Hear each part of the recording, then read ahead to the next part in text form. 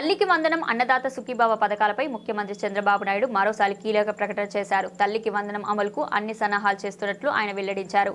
పిల్లలు స్కూల్కి వెళ్లేలోపు పథకం అమలు చేస్తామని ఆయన చెప్పారు. ఇంట్లో ఎంతమంది పిల్లలు ఉంటే అంతమందికి తల్లికి వందనం పథకం తప్పకుండా ఇచ్చి రుణం తీర్చుకుంటామని చంద్రబాబు అన్నారు. ఎంతమంది పిల్లలు ఉంటే అంతమందికి 15,000 ఇచ్చి ఆ తల్లికి అండగా నిలబడతామని హామీ ఇచ్చారు. అందుకే దాని మీద కూడా కట్టుబడి ఉన్నాం. వీలైనంత త్వరలోనే ఇస్తాం. ఒకేసారి 2 సార్లు ఎలా చేయాలో ఆలోచిస్తాం. రేపు సంవత్సరం జూన్ 2వ తేదీన పిల్లలు స్కూల్కి వచ్చే పరిస్థితి వస్తుంది. ఆ సమయంలోనే మొదటి సంవత్సరంలోనే ఇవ్వడానికి అన్ని సన్నాహాలు ఆలోచిస్తున్నా. తప్పకుండా ఇచ్చి రుణం తీర్చుకుంటామని ముఖ్యమంత్రి చంద్రబాబు అన్నారు. ఇదే విధంగా మే నుంచి వీలైతే రైతు భరోసా కింద సాయం చేస్తామన్నారు. కనీసం 20,000 ఇచ్చే కార్యక్రమానికి శ్రీకారం చుడతామన్నారు. కేంద్రం ఇచ్చే నిధులతో కలిపి రైతు భరోసా కింద 20,000, కేంద్రం 6,000, ఏపీ ప్రభుత్వం 14,000 ఇస్తామన్నారు. చంద్రబాబు అన్నమయ్య జిల్లా సంబేపల్లిలో ముఖ్యమంత్రి చంద్రబాబు పర్యటించారు. అందుకే దాని మీద కూడా కట్టుబడి ఉన్నాం. వీలైనంత తొందరలోనే వీలైతే ఒకేసారి 2 సార్లు ఎట్లా చేయాలి. రేపు సంవత్సరం మళ్ళా జూన్ 2వ తారీఖున పిల్లలందరూ కూడా స్కూల్కి వచ్చే పరిస్థితికి వస్తుంది. ఆ సమయం లోపలనే మొదటి సంవత్సరంలోనే దీనికి ఇవ్వడానికి నేను అన్ని సన్నాహాలు ఆలోచిస్తున్నా. తప్పకుండా ఇచ్చి రుణం తీర్చుకుంటాం. అదే మాదిరిగా మే నుంచి వీలైతే రైతు భరోసా కింద కూడా ఇప్పుడు 20,000 రూపాయలు ఉంది. కేంద్రం 6,000 ఇస్తుంది.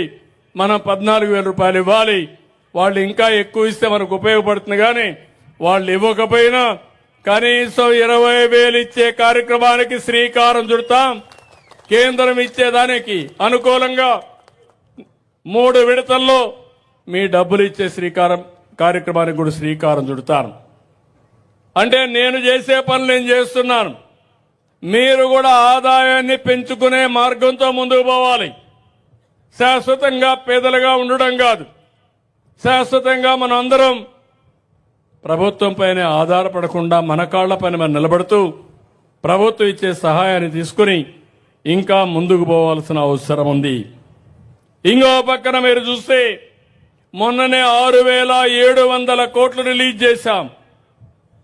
వీళ్ళందరిలో విద్యార్థులకైతే 1,000 కోట్లు బకాయిలు పెట్టిపోతే వాళ్ళకి ఆ స్కాలర్షిప్లు ఇచ్చాం.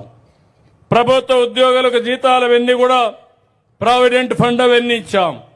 పోలీసులకు, చిరు వ్యాపారస్తులకు, చిన్న చిన్న కాంట్రాక్టర్లకి 6,700 కోట్లు ఇచ్చాం.